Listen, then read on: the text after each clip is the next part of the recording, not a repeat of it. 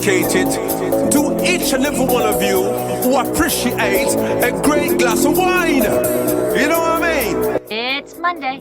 Let's raise a glass to the beginning of another week. It's time to unscrew, uncork, or saber a bottle.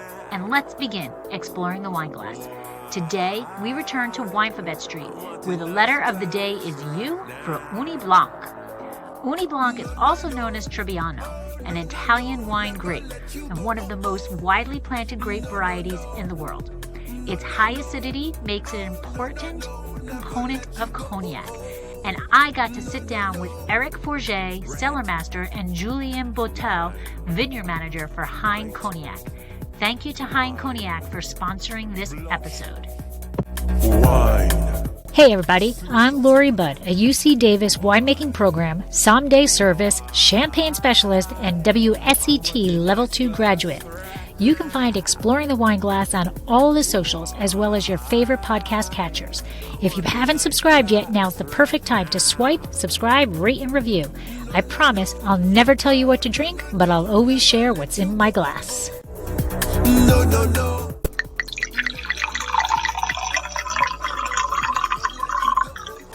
I want to give a big shout out to Alex Strath1 for leaving this 5-star review.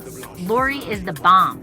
I listen to a lot of drink podcasts, and Lori has got to be number one when it comes to stories and topics not heard anywhere else. I love this show.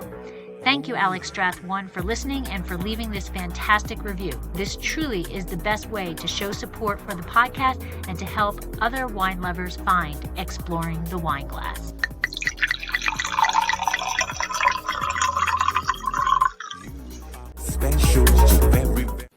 Hey everybody, hi, welcome to Winephabet Street. We are day drinking today because we have a very special guest with us. Today we are up to the letter U, and it is for Ugni Blanc, and we have Eric Forget and Julien Botel. I think I said that sort of close. Better than I could. From Hein Cognac. So we are so excited to have Hein sponsor this episode today and talk about Ugni Blanc and cognac. We're going to be learning about how to drink cognac, what cognac is, and why it is so special. So I am your co-host, Lori. I am a UC Davis winemaking graduate, WSET Level 2 graduate, a champagne specialist, and a someday service certified. And I am thrilled to be here and be your co-host for this educational program. And my co-host is Debbie. I'm Debbie Giaquindo. I'm a certified specialist of wine and a wine location specialist in port and champagne. I'm author of the book, Tapping the Hudson Valley, Day Trips and Weekend Itineraries, visiting the Hudson Valley area. And I'm a restaurant owner in Trio, North Wildwood, in North Wildwood, New Jersey. And before we even get started, I have to apologize. I've had a family emergency, so I'm going to have to duck probably about 20 minutes in. But I leave you in good hands. And our special guests are Eric and Julien. So please, Eric and Julien, give us a little bit story about you two. So I could go first. So Eric Forget. I am the cellar master of the Hein Cognac House. I joined the company in 1999, so roughly 20 years ago. Previously I worked in the cognac industry in different other houses, and then I am in charge of the product and everything you could appreciate and love. Thank you, and Julien. I spent my youth in Turin, Chinon, where I was happened to develop my passion for the riches of this wine region. In addition, my background were wine growers in the Charente region, so I naturally studied vine and wine in Tours and later in Dijon. What internships in prestigious estate in Burgundy or the Medoc. Joined Chateau Margaux as a vineyards manager in 2001, where I spent almost 20 years working before having the choice and joining the Golden Island. All right. Well, thank you very much. Thank you. I'm so excited to be able to have both people where we can see it from the vineyard to the bottle and get the whole story in between. So, Deb, should we do the video? Get ready for the video? Yes, let's do it. All right.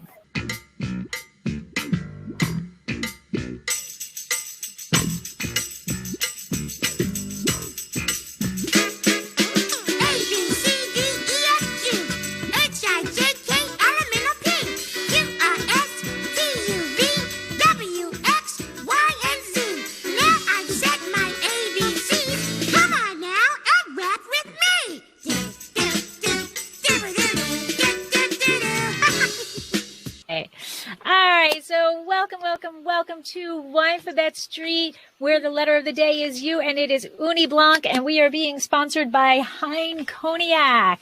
So welcome, welcome, welcome. So Deb, why don't you get us started? Okay, we'll go dive right into the interview here. Welcome. Eric, you began working at Hein in 1999. That's a long time ago. What were you doing prior to that time? Before to join Hein, I worked in another small company called Hennessy. Small company. Small company. Yes, I was in charge of the supply for wine, for distillation, for all the products, and also the relationship between the house and the suppliers. And in '99 I joined Hein, but at that time Hein was a daughter company of Hennessy. The reason why. Oh, I didn't know that. Wow. Okay. All right. And so, were you always into cognac? Did you grow up drinking? Learning about cognac and learning about it. Okay, just a couple of words about my background. So I am a native from the Cognac region. I born in Angoulême, very, very, very near, 30 kilometers from Jarnac or Cognac.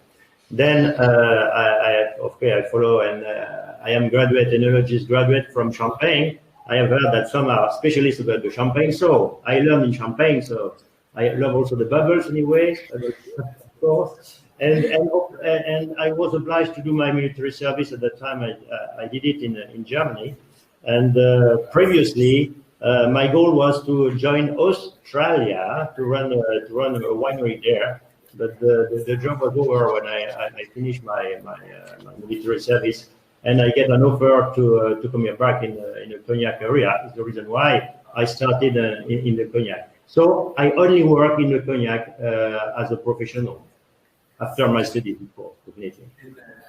Wow. And Julian, what about you? Have you always wanted to be in the vineyards and in the industry? In Chateau Margaux. Oh, yeah. All right. Very nice. Very nice. Very nice. Deb. Yes, just a word to introduce about Julien. Julien previously to join Hein company, Hein House, was in charge of the vineyards of Chateau Margaux. So everybody knows. Oh, wow. Very high. Nice. Yeah. Absolutely. Yes. Absolutely. And now, Eric, you did mention that you were in the service and you were a lieutenant colonel. So it's been quoted that you love the mentality where you know that some things are allowed and some things are forbidden, and you like order. So how does that play into being a cellar master at Cognac? Yes, it's a good question. I believe it's helped a lot because, of course, everybody knows that in the army, everything is more or less, not all the time strict, but anyway, there are limits. And of course, you have orders. Some things are allowed, but that is very important. Is how you have to get the target. How you have to run your way. And I believe in a company, more or less, we do the same. Everybody speaks about project running in all the companies, all the industries. But in fact, we have to know that firstly, they are the soldier. I would say they are more or less established this running business. So the link is very easy to understand. But I love the mentality because, of course, not everything is I would say is pre-established. But anyway, you have all the time to understand and to appreciate the situation, to make or to take the right decision. That is very important. And sometimes if there is a problem in a very, very short time. So reaction should be very quick. And in the army, it's something you learn all the time because you're under pressure from all the day long. Yeah, I would say there's a lot of pressure. And you learn how to deal with it. Yeah. What happens? So how does that order mindset fit when what Mother Nature comes in and changes things? I don't know if that's more for Julian or Eric, but Mother Nature plays a big role in the life of a cognac house. Yes, yes. You speak about the climate change or about in general? Just in general, in general, you might want to, you're planning your harvest to be picked at a certain time, and then Mother Nature is going to decide it's going to rain or the temperature is going to change. So there's a lot of variation. You've got to find that middle ground between order and a little disorder. Yeah, but that's the nice thing. It's never pre-established. Of course, we have to follow the nature and the weather. And very often when I explain, when I speak about the vintage, for an example, and some questions are, why is it a very nice vintage? I don't know. It's because the God. Sometimes all the elements are very good, and the harvest is just a good one. And sometimes we are very surprised. It was a normal year.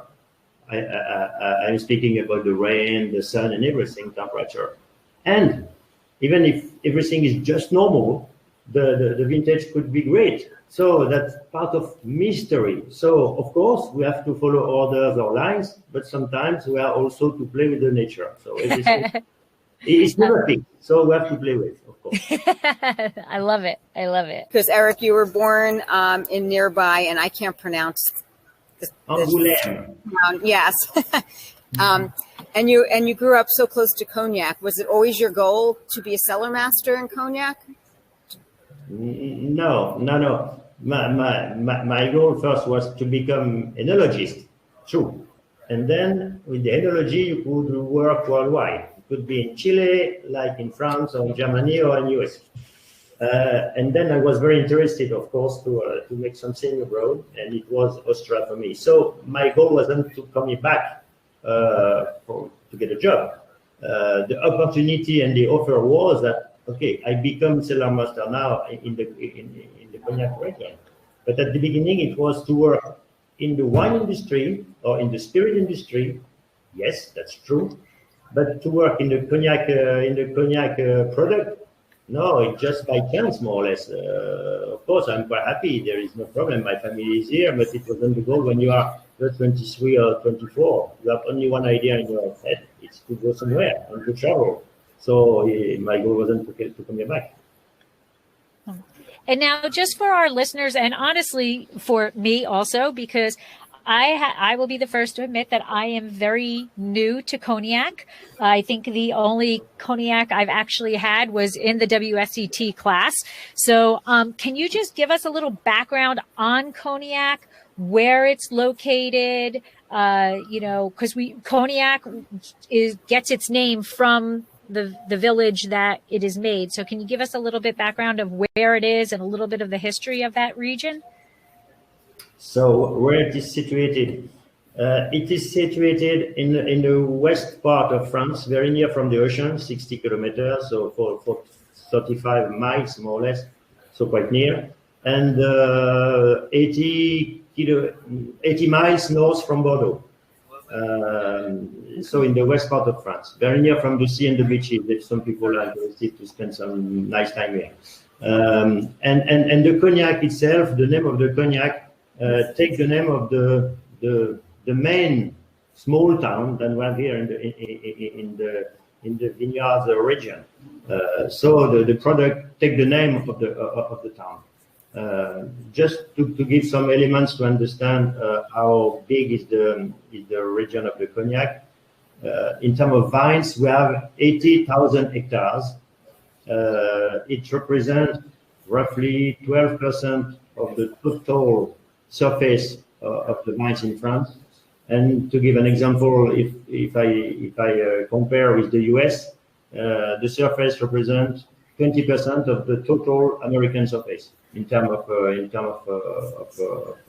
vines. So it's not big, but it's not small. Small, no, not at all. Yeah, the Bordeaux it's roughly 100, so we are a little less. And the Champagne 25,000. So just to give an idea, we are three times bigger than the Champagne area. Champagne for sparkling wine, I guess. Okay. And like, when did cognac become like so recognized? Like I think you walk someplace, you walk into a restaurant, cognac is a well-known name. I'm not so sure people understand, really know that it's the region also, but it's got this high quality relationship to it. So when do you think that cognac started its rise? Firstly, the business of the cognac wasn't made or established by the French, but by the Dutch and the Anglo-Saxon people. It was at the time for the fleets and for the people. They have to drink something on the ships because the wine is not so stable in time, and they have the great idea to distill the wine into spirit, and then of course the spirit is quite stable in time.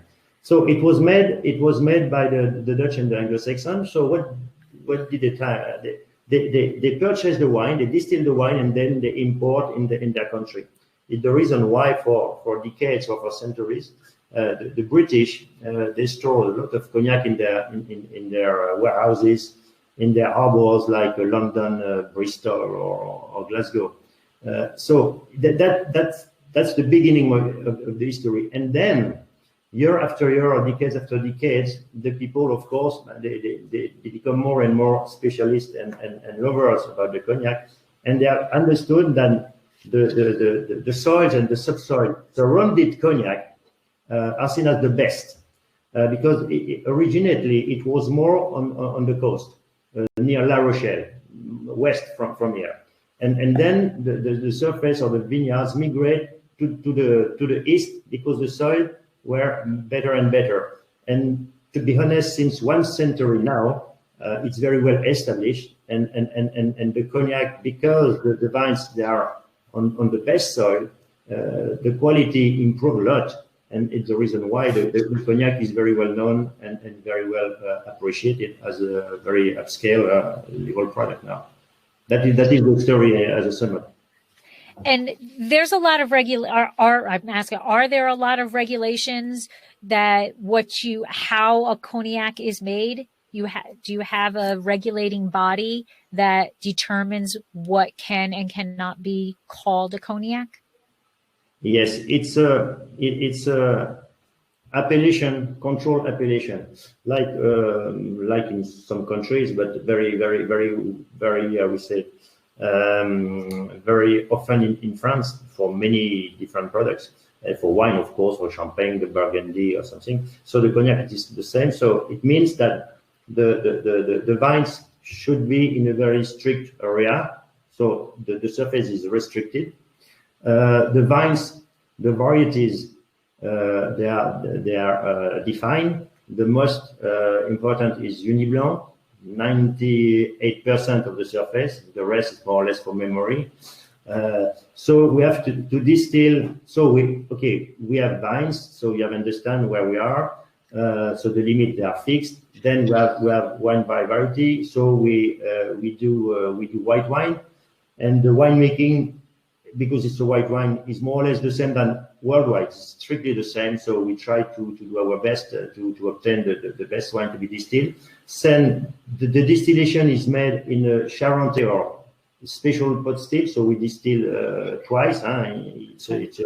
It's a two-run distillation. And then we age in oak wood barrels. That it's very strict and clear. We only use oak wood for our barrels, and the aging must be in the cognac region. You couldn't age the cognac out of the region, even if it's in France, if you want to preserve and to keep the appellation of the cognac. The minimum should be 2 years. Of course, if you age for the 3 first years, for an example, and if you continue to do the aging elsewhere, it's a cognac. But at the beginning, for minimum the 2 first years, you should age your cognac in the cognac region. These are the most important regulation that we have to follow. So technically, your grapes can come from outside the cognac region, but it's the aging that has to occur in cognac? No, all the wines should come from the region cognac. Oh, okay. They should be distilled. They should stay. They should age here, and then you could send and to send somewhere, of course, definitely. But at the beginning, everything should come from here. Okay. And then in terms of your barrel program, is it new? Is it neutral oak? Is there what do you use in order to age? For in a large majority, and maybe more or less 100%, all the trees we select to make our barrels are for a large majority from France. In Western Europe, we have 2 different oak trees in terms of varieties. In America, there is another one. It's called the white oak. In France, like in Germany or in the Crimea or in Hungary, we have only 2. So all the barrels, they are made from these 2 different oak trees. Then, of course, after when we have to form the barrel, when you have to burn the piece of wood, they are called the staves, to give the form. There is different, I would say, different ways. It depends on the style you want to give to your cognac. At Hein, because all the cognac Hein, they are very fine, very delicate, very soft, very supple. We don't chart a lot. The staves, we don't burn a lot. We prefer to burn in time than with a lot of power, because at the end of the process, we want to avoid the smoky impression and the smoky impact for our style. Some other houses of cognac, they prefer to burn a lot to get this smoky impression. So it's our way. And for the trees we select the fine grain oak wood, historically more used for the white wine of Burgundy. It's more or less something quite rare in the industry of the cognac, because the other people or the other houses, they prefer to use the Limousin oak wood. Limousin oak wood. Why Limousin? Because Limousin it's a very near region for here, and in the past it was quite easy for the people to understand with a horse and a cart. It was just 1 day to get the trees. But now, we could go more north. But the trees in the north of France, they are fine. That's the reason why we prefer this one for our style. Some others, they prefer something else, just to introduce more about the quality of the wood itself and how it could impact the final product. And now I'm not going to taste yet, but I just want to talk. We have 2 different types of Hein cognac here. We have the rare, which is a non-vintage, and then we have this Hein that is a 2010. So my question is, how is cognac kind of made in turn? Like, is this non-vintage one, is it kind of like a Solera? Not that it is a Solera system, but kind of that similar thing where you have your aging occurring so that it's always consistent year after year, like a Solera system where, it's constantly kind of regulating that it's the same every year, or is it every vintage is different? And how are you getting that non-vintage cognac? Thank you for the introduction, because you have more or less the answer. But anyway, in general, the cognac are blends. And why blends? Because our raw material is wine. And everybody knows that in the world, everywhere, you have good years and sometimes poor years. Depends on the weather. And so it's up and down. If you want to maintain the quality and to maintain consistency in time, the best solution is to blend from different years, from different location, from different district, from different grapes sometimes. But anyway, the goal is to maintain consistency in taste. So the cognac for 99% are blends. It's a big parallel, and more or less the same than with the champagne. The champagne, they are blends. Brut, you have also vintages. In cognac, we do the same. If a year is very good, you could select the cognac from only 1 year. In that case, of course, you put the date and you have the vintage. But in a large majority, the cognac are blends. At Hine, we are known and very well recognized as maybe the most important vintage maker, and since decades and decades, because it's in our DNA, more or less. We are, at the beginning, we were English. Hine is not French, you could imagine. So the founder came from the Dorset in England. And our relationship with UK is very strong since a long time. And it just to tell that we age all time some cognac in UK. And the cognac we age, it was in the past, were vintages, so the best of the best and the best years. So we continue to do, and the good example is this domain. I will introduce it a little later on. But anyway, you could find some vintages, but in a large majority, we have blends. And the blends are under the three denominations that everybody knows, the VS, the VSOP, and XO. I could come back and explain more if you want. Just want to take a quick moment to ask a favor. Exploring the Wineglass has been nominated for a podcast award, and I need your help to get to the finals. It will only take a couple of minutes, but every vote helps. The link to vote is in the show notes, along with instructions. I am in the arts category. You can also head to my Instagram feed to click the link in my bio and follow the directions in the comments of my feed. Thanks so much. Sláinte.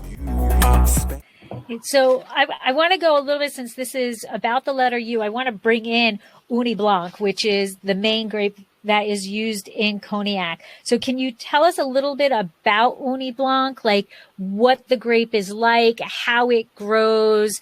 You know, every grape tends to have something that annoys the vineyard manager that they've got to really pay attention to, Pinot, all of that stuff. So can you tell us a little about Ugni Blanc and, what the grape gives you as it grows? Cognac is made from white grapes varieties whose maturity is characterized by a low concentration of sugar and a high acidity. Ugni Blanc is the most widespread, accounting for more than 98% of production. Colombar and Folle Blanche variety are also used. Medium-seasoned, thin-skinned wood variety, adapted perfectly to American rootstock, which date back to the Phylloxera era. The very pronounced acidity naturally ensure the preservation in the future wine, but also, above all, the quality of the future produce. The low sugar content results in a wine which low alcohol content and allows optimum concentration of aromatic substance after the double distillation stage. A very, very resistant variety to wood. Okay, and so is there, how Pinot, has, it's a temperamental grape, people always say, or,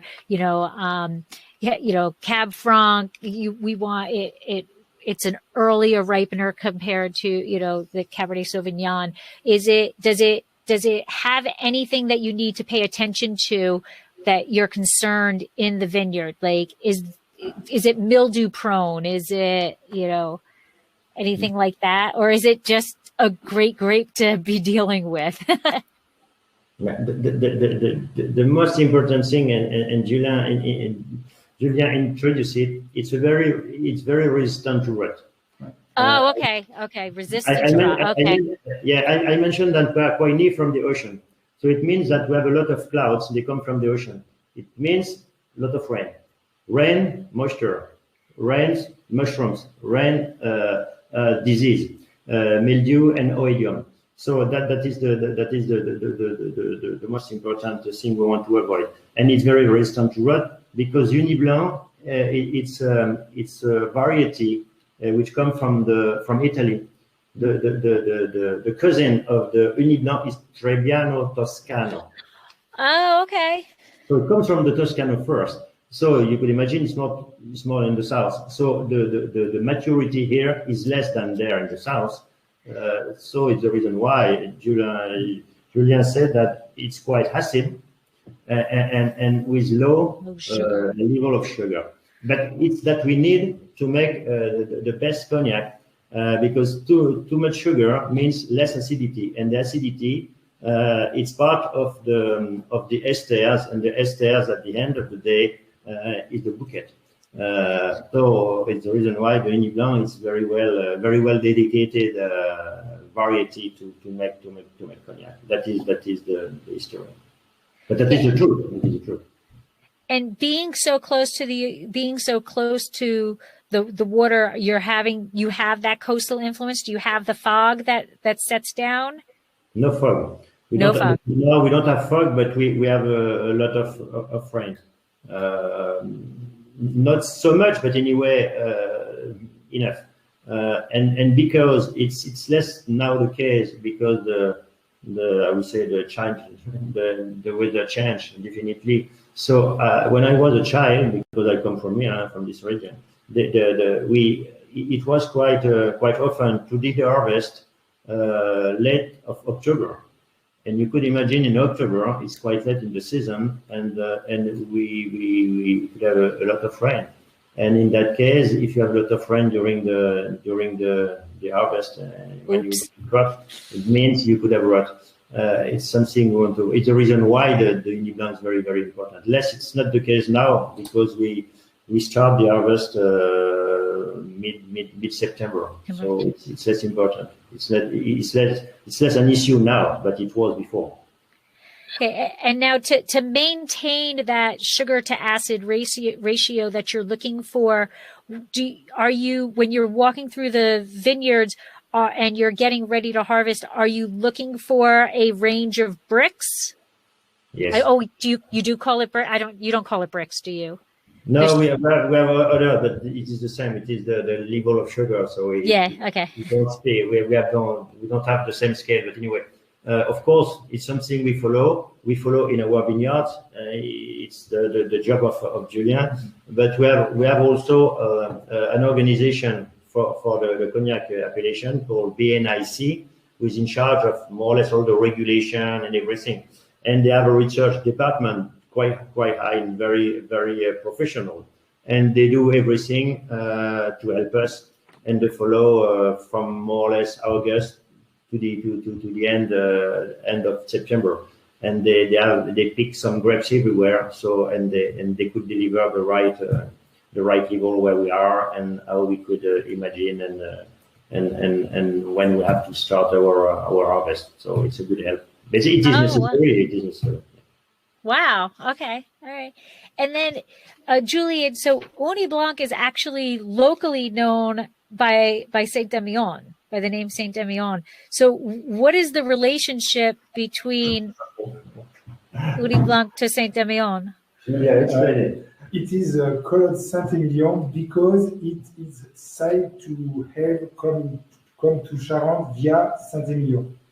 The first Ugni Blanc vine arrived in France in Avignon, then in the Gironde, notably in Cadillac. All right, so that's kind of cool. How do they know how it moved? Like are you saying that it started there? No, it's historically, you know, the disaster. It was not this more the disaster of the phylloxera. Oh, okay. It's from USA, from America. You know, the small insect. So, you know. So anyway, more or less, all the vines disappears in Europe. So they die. So simple like that. And we have to finally to find the solution. And the solution was by grafting the European varieties on American roots. Right. So that we do, and we continue to do the same. And at the same time, the people, they started to understand and to have a look how the new varieties could help us at the time, because the people they were looking for everything everywhere, because they want to succeed, and they want to find the right solution. And they found also that the Ugni Blanc could be an advantage because it was resistant to rot. So they take some plants from the south of Italy, and they take it to the Cognac region throughout the town of Saint-Emilion. And I believe one guy say, "Oh, it's a Saint-Emilion," because he just heard that could be it's a plant from Saint-Emilion. No, it was because it was on the way. So it's a mistake anyway. Okay. Yes, it's disturbing a little bit, but there is no link with Saint-Emilion. There is no link. It's a misunderstanding that just stuck. It's just Yes, it is. Yeah, funny. Oh, okay. All right. I get it. I get it. It's a great story. It's always kind of intriguing how sometimes something that is not true sticks around longer than something that is truthful. You know, the story sticks around much longer. Hey, I get it. All right. And then, so let's talk about Heine itself. So it's been a cognac house for over 250 years. So can you guide us through kind of a little bit of the history? You mentioned how it kind of began, but let's kind of, do a little timeline from there to now. From the beginning, I wasn't born, so I could just reply. And anyway, no, but of course. Even the founder come from the south of England. Just I repeat, it was Thomas Heine, and he married here, and he gave the company his name, so it's called Thomas Heine since the beginning, more or less. And as he was English, of course, the relationship and the business was firstly made with UK. And then worldwide. So it's the reason why the House of Heine is established in Jarnac and not in Cognac. If you have the occasion to come here, and you are welcome. Anyway, the region of Cognac is quite small, and you have two not big cities, but two small cities where the houses of Cognac are. Cognac and Jarnac, 10 kilometers between, more or less, or 12, it means 7 miles, very near, right. on the Charente River. And why on the Charente River? For the history, because the Charente River before was the highway, because everything was made by boat for the export. Right. Is the reason why the Cognac success is important, because the Cognac region was in a way to the harbor. So Heine is established in Jarnac, and since the beginning we continue to export our cognac, and even if we continue to make cognac, to purchase, to age, to blend, and finally to sell to the consumer, we are also wine growers, and Julien is the director of the estates. So it means we're in charge of the product from the roots of the vine to the glass on the table in the New Jersey or in San Francisco. So no, but it's true. It's not the case for everybody, because for a long time the houses of cognac, they only do business. They only did business. They purchase the wine or the distillate from the wine grower or the distiller. They continue, they age, and they blend, and they sell.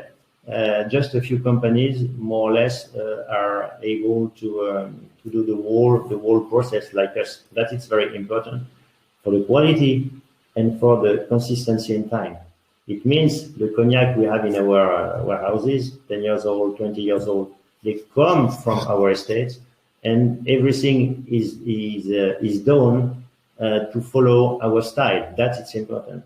Of course, if you purchase from the trade, if you work with some brokers, sometimes you find that you need it, but sometimes less.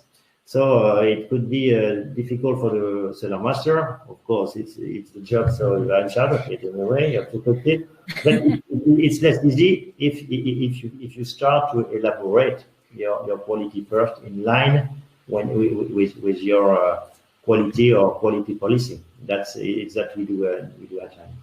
And the style of wine was established a long time ago. Wine in the cognac approach is maybe the most floral, the finest, the most delicate, the very soft, very velvet product. It's totally true. And if you have a look, something we could discover after, if you have a look about our cognac, they are quite pale, they are not so dark. So it means what? There is less wood. The wood is very important for the aging. Of course, we need wood because it's combination with the element of the cognac, of the distillate, and it's part of the bouquet and the complexity. But if there is too much wood, the wood could be seen as a killer. It could cover the finesse and the bouquet. So at times, as we want to preserve the richness and the delicacy, because we only work with the Champagne 2 district, the best, and because from these 2 districts, the cognac, the wine are the best in terms of richness of aromas, we don't want to cover these aromas. So it's the reason why we reduce the quantity of wood, just that we need to maintain balance. And it's also a reason why we don't chart a lot the state, because we don't want to have too much tannin, but only the vanilla approach and the soft tannins, just to maintain and to keep this richness of the distillate. So the finesse and the delicacy of wine, it's really the signature of the style, and since the beginning. So it's more or less a sum of the DNA of the whole cognac from the whole range, I guess. So now you mentioned that you distill it twice, right? And is it pot belly still? What is there a specific?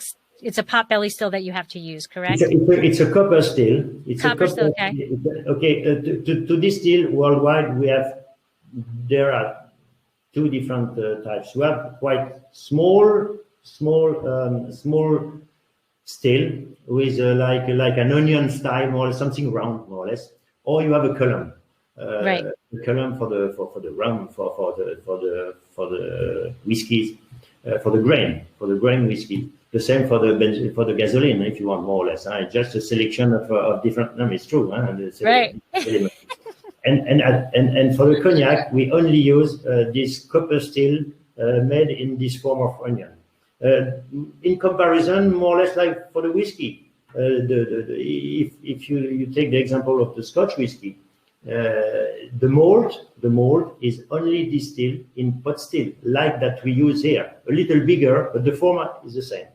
Otherwise, if you have a blend whiskey could be malt plus grain whiskey, and the grain is distilled in a column. In cognac, everything is done, everything is distilled in a pot still, and we distill twice, like for the malt, the same, because after the first run, you are not able to get a quite high level of ABV. Okay, so when you harvest the Ugni Blanc, when you harvest the fruit, you allow it to finish fermenting, or are you stopping fermenting before distilling? We finish. It is fully fermented, and then are you distilling immediately after fermentation, or is it waiting? Are you holding it for a while and aging it for a while and then and then distilling? No, we could start the day after. Okay. It's not so evident technically, but in general, we wait 1 or 2 weeks and we start. Okay. And we stop at the end of March by the law. That's I would say, a regulation. It's not because it's not possible to distill after, but it's to preserve the quality of the wine. Because in the wine we use in the cognac region, we don't add any sulfites. Because the sulfite during the distillation process makes very, very, I would say, difficult and bad taste. So we don't add anything to preserve the quality of the wine. So the only thing or the only help we have to maintain the quality of the wine is the temperature, outside temperature. And you could imagine in the winter it's colder than in the summer. So the people here, they have decided end of March it's enough. So we stop the distillation. So we distill more or less from October to end of March. Okay, that's kind of cool. All right, I get that. All right, so now the House of Hein has 3 tiers or groupings, I guess.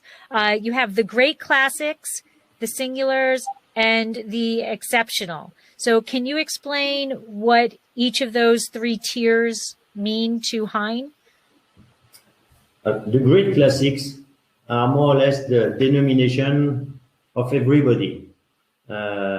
On the shelves, you have some selection of cognacs. You have the VS category, the VSOP and XO. VS, we have kept the English denomination because VS means very special, and VSOP, very super old pale. So we have in France, but we have kept the British in XO in extra. So these are blends. These are blend, and everybody do these categories. At time we don't make VS. We start with the VSOP.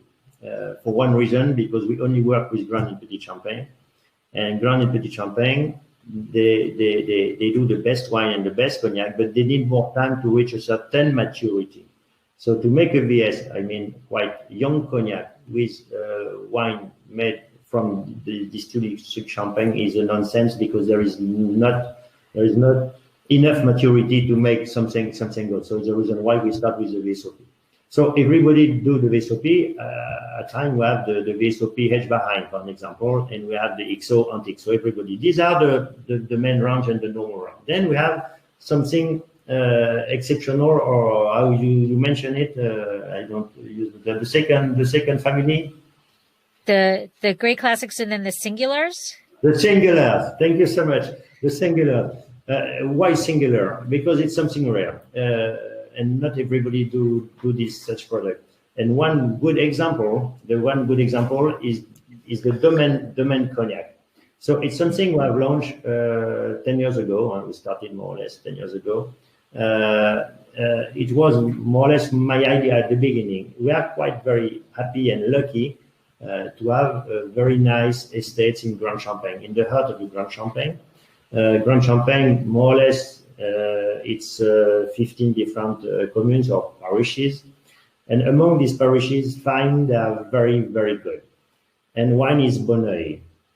And our main estate, from where Julien is coming, or is in charge of it, the soil, the subsoil, and the quality of the wine is gorgeous. So I decided, why don't we propose to the consumer something from that so typical estate and domain? So we have decided to launch the best years. Only a small quantity, small quantity. I mean 20 or 25 barrels, not more. So it means, it's not a lot. Huh?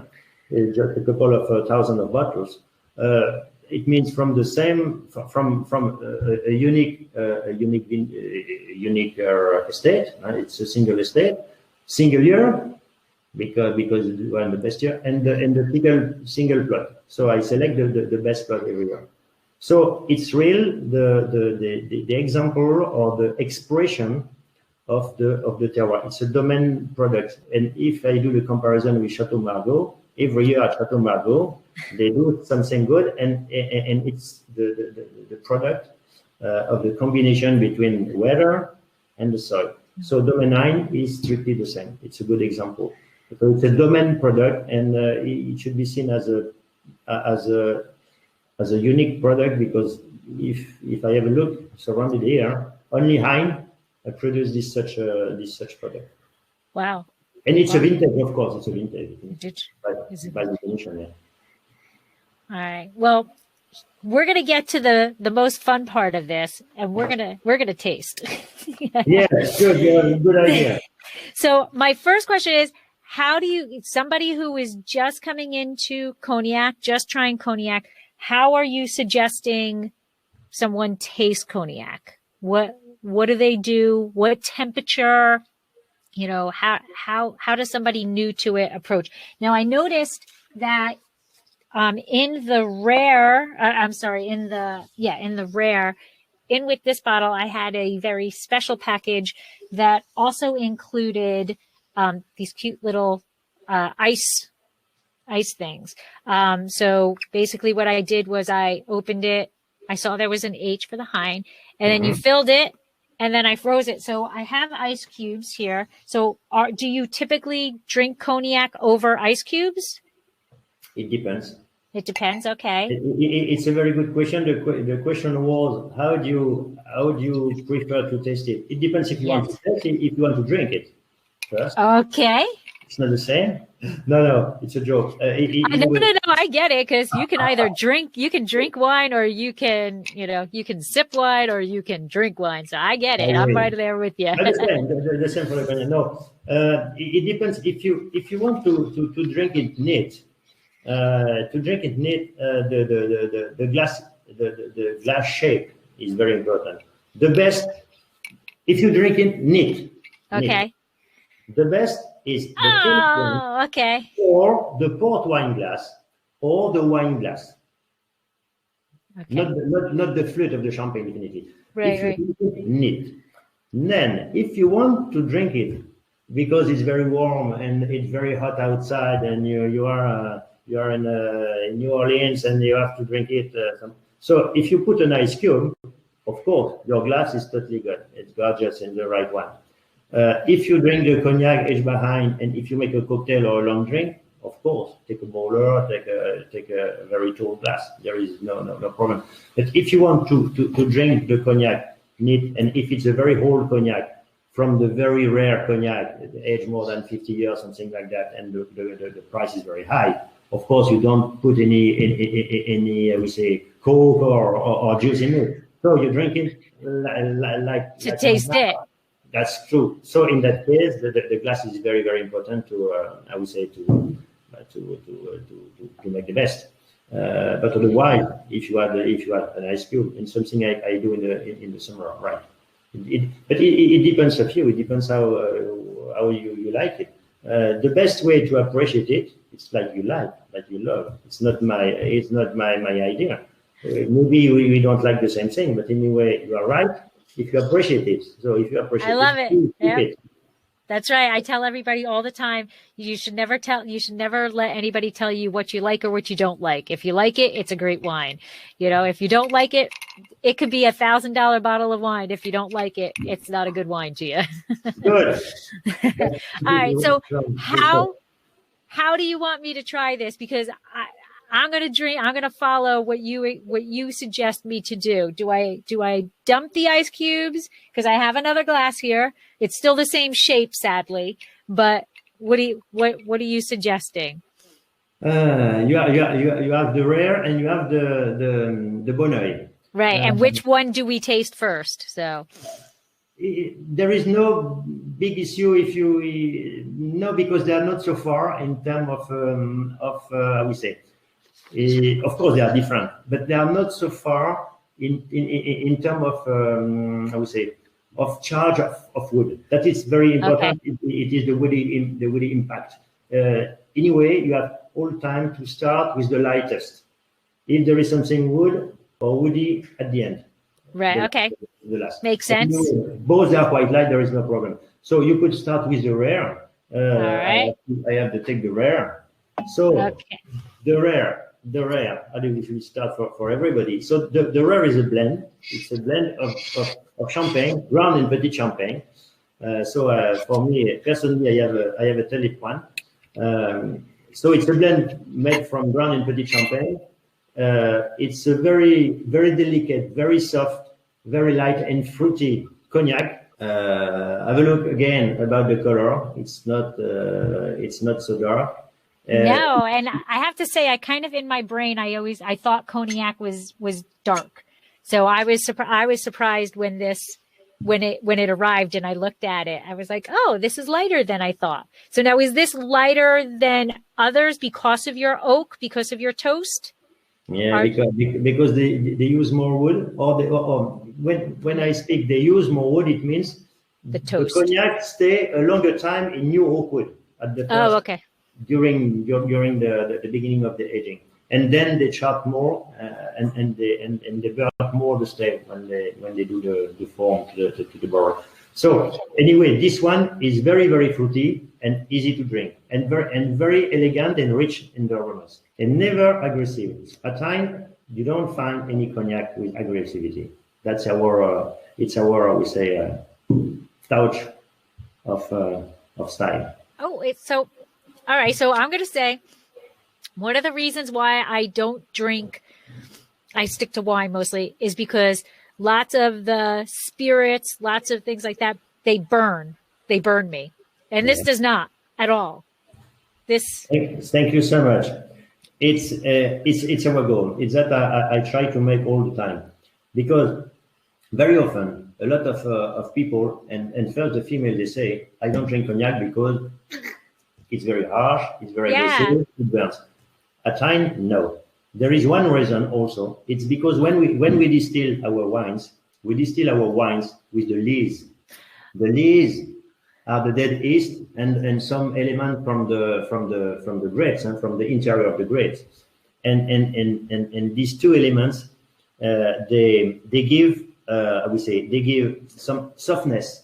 And they deliver an impression of something, I would say, buttery or creamy. And it makes the cognac easy to drink. And just a few ounces of cognac they distill with the lees because it's more complicated. It could be dangerous anyway. But at times, it's something we do. And for that goal. I shouldn't sound so surprised, but I am, because my past experiences were not very good. Like I said, the only cognac I really had was when I was in the WSET class, and I literally keeled over. I was like, it was like, in which they then told me that I should put water in it. That was what I should do. And I questioned that, because if the cognac house wanted me to put water in it, there would be a process to not have, you know what I'm saying? I don't think the cognac house would want you to dilute their cognac. That's, this is really lovely. It's so, the aromas, it's kind of there's like a spiced orange. Orange, very common in the high-end products. I believe it's our proper process, and more for the cognac we continue to age in England, because the conditions are totally different there. It's colder, and so, but the orange impression, the citrusy impression, is very present. Yeah, very, very often. It's totally true. Yeah, it's very nice. Like, I can sit back and chill with this. This is nice. End of the day, relaxing. It's a great time. For us, it's 7:30 p.m. For you, it's 11 something, no? It's 11 a.m. for me. It's close enough. So it's 11 a.m. No, it's true. Yeah. It's a very good time. All right. This is really, really, I have to tell you, I'll be honest, I was a little worried because of my reaction in the WSET class. I was like, okay, poker face. If it's not going to be, if it's going to burn me, poker face. But it really is, it's gentle, but it's so powerful in flavor, but gentle in that burning sensation in the, I don't know if that's making sense. It's because it's very. Easy. I agree. Next time you could do the presentation because you have the right words to describe it. It's totally true. It's that it's how we describe the cognac line. But it's not just describing; it's also something you could, I would say, something you could appreciate and understand when you taste it. Yes, So, absolutely, absolutely. because a good cognac should be, as you totally say, you're totally right, it's very supple and everything, and it should be rich in aromas. Because so many cognac, because they are too woody, they have one impression. They have the wood, and beside they have the wood and the wood and the wood. So they are mono. It's true, mono taste or mono. So at time it's an explosion. It's like a bouquet of aromas, because we have at the beginning, of course, definitely throughout the raw material, and because we keep them, these aromas. We never cover them with the wood. No. Never. All right. Let's move on to The second. Yes. So now this is a 2010. Yes. And it's pretty cool because it's got what bottle number it is. So my bottle is 108 out of only 450 bottles. So first of all, thank you. If you only have 450 bottles of this, thank you so much for sharing it with me. And now, so it was bottled in 2020. So it was bottled July 21st, 2020. And then it also has a cask number on it. It says 18 out of 18. So can you explain? Just to sum up, the Bonneuil is not easy to tell in English. I know Bonneuil means good eye, because the where we are situated, there is an overview and it's very nice. So it means Bonneuil, good eye, so nice overview. So that's the meaning first. Okay. So we elaborate and we launch onto the market this special product only the best years. So 09 we don't have, because we don't make it, because it wasn't so good. 11 the same. So you are very lucky with the 2010, because I believe is one of the best since the last 30 years. To be honest, it's a very, very nice vintage. Not only for the cognac, for the Bordeaux area the same. And Julien could speak a lot about it. So only the best years, and I select from the best plot of the estate after the winemaking, of course, and after the distillation, because we distill batch by batch. And I select the best, and from this best, I select 20 or 25, not more, cask. They are aged in a separate cellars, not warehouse, because smaller is a cellar on the estate, strictly on the estate. And after 8-9 years, we finalize the cognac, and we start to sell it. And when I speak about this cognac, is totally pure cognac. The only thing we had in this cognac is just water to reduce the ABV. That's it. There is no addition of nothing. So it's real the truth of the cognac. And this cognac is called as a professional eau de vie brut. Brut means, you understand, brut, totally natural. So in a blend, you could appreciate it, or you could understand that cognac as one of the ingredients of a blend. But in that case, it's only one, of course, definitely, because it is the best. So the goal is to propose the best years from the best location of our estate. So we started with 2005, we have the 6, the 8, but you don't have the 7 because that's a good, the 9, and the next will be 2012. Oh, okay. And not 11. So, and we want really to propose that I explained it before. So I mean the expression of the combination between weather and soil. That's it. And of course, for the rest, we try to do our best. And again, have a look about the color. It's very pale. Yes, we have to open it first. Yes. Oh, it's lighter. It's even lighter than the rare. Yes, it's extra made. It's extra made because more than for the other cognac of the range, we want to preserve the richness of the aromas. And the more you have the wood, the less you have the I would say the I would say the less you have the explosion of the aromas, because the wood could cover a little bit. So the reason why it's very pale in wood, because they stay just, instead of 8 to 9 months in new oak wood, only 5 months. Yes, because we need the wood, but not so much, because we want really to preserve this fruitiness, this floral hint. See, now I still get orange, but it's a different orange. I still get orange, but the first one kind of had like a little spice to that orange, and this does not. This is more citrus, or citrus with that orange.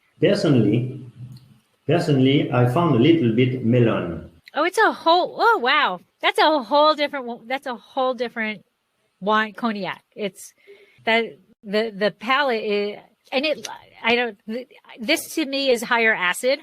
My tongue is really salivating more on this one than on the rare. And it's more, the fruit is longer on my palate on this one than on the rare. It's longer. They are very different. They are very different. It is totally different, but have a look again. 2010 is one of the best since maybe 20 years. It's a great year. So it's a very good vintage. Some others, you could have less concentration in aromas, but this one particularly is a very good cognac, because it was a good wine, a good year. So you are quite lucky to have the occasion to taste together, even if we are quite far away anyway. Yes, we'll toast far away. Yeah. Well, I am honored that like I said, 450 bottles, and I am getting to taste it. And this is incredible. This is really, and to be able to taste the difference between the two is quite an experience. Being able to tell that difference. It is the true cognac. Okay. It is a natural cognac.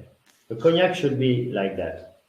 If it's very dark, if it's very woody, sometimes it's too much, and it's a shame, really, if you have something very expressive with a lot of different hints or flavors, and if at the end of the process, if you cover them. So we don't want to cover them. It's the reason why we had less wood, or we manage our aging with less wood to preserve this fruitiness and richness and cheers and. Okay, so I'm going to ask a question, and you don't have to answer it. But so in the United States, we have some wine that is maybe not so great of quality, that the wineries try to hide the lack of quality by increasing that oak, by changing what you're looking at. Do you know what I'm trying to say? So you don't have to answer it if you don't want to, but do you think that occurs in some cognac houses, that they might not have the quality that you have? That do I have to reply? No, you don't. No, you don't. As I said, you do not. But I can. When you have quality grapes, when you have a quality product, you don't want it to hide behind a winemaker's, what the winemaker does. What are the biggest things, Julian, right? The wine is made in the vineyard, right? That's where it starts. And if it's done correctly in the vineyard, then the winemaker or the cellar master's job is a lot easier. It's when they've got to start doing ducks and weaves to try to do something else to make it a better wine, right? We want less manipulation to have that. So, but no, you don't need to answer it. I just thought I'd throw that. Yeah, right. I mean, yes, you are totally right, and we're on the same line. You could be, I could agree more. It's also a teamwork. Julien is in charge of the vines. Of course, he should make the best grapes in a good shape, because they are good terroir. So anyway, if the shape of the grapes are very high, we make very good wines. We have to, we don't have to make mistakes. And then we have to do our best during the distillation, in the aging, and at the end, if you have everything from the beginning, and if you don't make any mistakes, you shouldn't. You are able to make the best product. Definitely, it's that we try to do. And I am quite happy if you have discovered something I would say special anyway, but very good, and how the cognac could be. Well, I'm impressed. It is beautiful, and the difference between the two, it makes the experience even better to know to have been able to taste them both. There is a difference. This to me has more fruit forwardness to it than the rare. And the acid is higher, the salivation, that acid level is higher. But and like I said, the rare is delicate but powerful at the same time in the most perfect ways. Yeah. Very wrong. And as it's a blend, it means we have so many different things. Of course, it's more complex at the end. In that one, it's a unique product. It's only one batch. In that one, 20 or 25 different batches. So they are picked and selected for their proper qualities. And of course, they are rich at the end. Even if it's the best year, it's unique. But it's very sharp. It could be a little more salty and so. But the nose is gorgeous. Yes, gorgeous. Gorgeous is a perfect descriptor of it. So I have one more question in terms of, because the cognac region, and you had mentioned it's called Champagne, but my question, I guess, is Champagne is so specific of, what Champagne regulates, right? They have the riots, they have all of that to keep their name Champagne.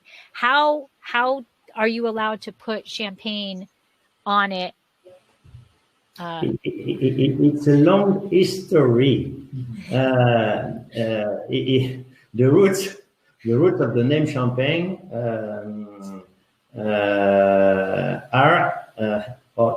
took part during the invasion of the Romans with Caesars at the beginning of the two millennium ago. Everywhere, when the Romans, when the army of the Romans, everywhere when they have discovered the same soil that they have surrounded Roma, the town in Italy, the capital of Italy, they gave the same name because surrounded Roma, the soils are very chalky, and the province there is called Campania. Okay. So, okay, you know that. So everywhere they have found the same soil, they gave the same name. When you travel in France or Western Europe, everywhere you find some villages with Campagnac, Champagnol, Champagne. Everywhere they have the same name, even in the south of England, in Switzerland, Germany, or in Belgium. So it means, Champagne means chalky soil. So it's the case in the north of France, from where the people, they do sparkling wine, Champagne. So I study in Reims, so I know very well. I know the Champagne and I appreciate it a lot. But here, because it's very chalky, and we have on the same level in terms of geology, so it's also called Champagne. So Champagne is the soil. Okay. And in the Champagne for the product, they gave the name of the soil. Here we gave the name of the town. But in fact, the soil, they are the same. They are very similar, very, very similar. So but you could find also Champagne wine in Switzerland, because they elaborate Champagne wine in Switzerland, not white wine. Okay. Right. All right. All right. Awesome. And then my last question is going to go back to Julian, because I am a tree hugger. I love the environment. I do all of this. And so the House of Hein just renewed your certification, environmental for cognac, and then the HVE. And you've got a double certification, that's 90%, and you're looking to get to 100%. So congratulations, because I love any place that does something for the environment. But so what's the story behind it, the passion behind it, and what are you doing to continue that certification? We are very proud to be among the first in the cognac region to have the dual certification for all your estates. This is a crucial step towards true traceability in the vineyard. It is a real foundation for going even further in your environmental approach to law. I just have to say, I love it. I love it because you're the first. So to be the first to do anything is wonderful, but in my opinion, to be the first to do something for the environment is kudos. So not only, but I think that carries over to allowing Eric to make this incredible cognac that, phenomenal cellar master, but you have to start with good grapes. You have to start with good vineyards. And in order to have good grapes and good vineyards, you have to care about nature. You have to care about the soils. You have to care about giving back, what Mother Nature is giving to you. So thank you for doing that. And it shows in the wines themselves. So kudos. Thank you so much for yes, kudos. For your confidence and for your push. I'm sorry, what? No. Thank you so much for your confidence and for discovering our product and how we could appreciate it, even if it's in different ways. I mean, different glasses or different with something or neat or. Well, I'm going to. I'm not. This is embarrassing to say. I actually have a glass that is similar to that shape, but I saw the ice cubes, so I went with it. No, you're in the right. No problem. So that is good. That is good. And then before we leave, I just want everybody to know how to find you. So if they come, now that things are opening up again, if they come to the Cognac region, can they come and visit the House of Hein? Can they do tastings there? Are you welcoming guests? Of course, we have the people. Okay, we have the COVID for the time, but it could be finished in a couple of months, something. But anyway, of course, we have some visiting tour here. You could also visit the estates. It's not so far, and you could also have a personal or dedicated tasting. Yeah. Why not? Which I highly recommend now. That's right. But anyway, no. Everybody is very welcome here to visit us and to take part and to understand more about how we run the cognac production and how we could make this such a nice product and the people could appreciate a lot. Thank you so much. Everybody. Well, thank you. Thank you so much for taking your time, both Julian and Eric. And thanks to Clayton for organizing it for us and for sending me these wines. And I say Sláinte. So I don't know if you do this do you do cheers with cognac? I don't know, but I'm going to do it with you anyway. So I say Sláinte. I say Sláinte, which is Irish Gaelic. So Sláinte, and thank you very much. Enjoy your evening, and thank you both for such an educational experience and for wonderful cognac. Have a great night. Thank you so much. It was a great pleasure. Thanks a lot. Bye. Thank you so much. Bye. Bye. This has been another episode of Exploring the Wine Glass. Thanks for listening. If you have suggestions on what topics you would like me to discuss, please reach out on social media. You can find me on Twitter, Instagram, and Facebook as Exploring the Wine Glass. I am also on LinkedIn as Laurie Hoytbud. Of course, you can always email me at exploringthewineglass@gmail.com. If you enjoyed what you heard, please rate, review, and subscribe to help others find me more easily. And most importantly, tell your wine-loving friends, because if you like the podcast, they will too. Music is Wine by Kevens. Until next week, Sláinte.